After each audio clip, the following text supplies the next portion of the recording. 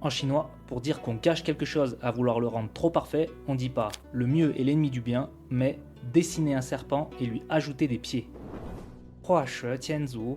Hua, c'est dessiner, she, c'est un serpent, tian, c'est ajouter, et zu, c'est les pieds. 画蛇添足， Pour dire ajouter, on utilise souvent le caractère tia. Ici, tian, c'est le terme plus littéraire. Il y a aussi une nuance dans le sens. Tian, c'est uniquement utilisé pour les choses concrètes, comme ajouter des aliments, ajouter de l'eau, etc. À l'intérieur du caractère, on retrouve le radical de l'eau, qui fait référence au fait de verser de l'eau. D'ailleurs, j'ai un e-book gratuit sur les 15 principaux radicaux à connaître en chinois. Si ça t'intéresse, dis-le moi en commentaire et je te l'envoie.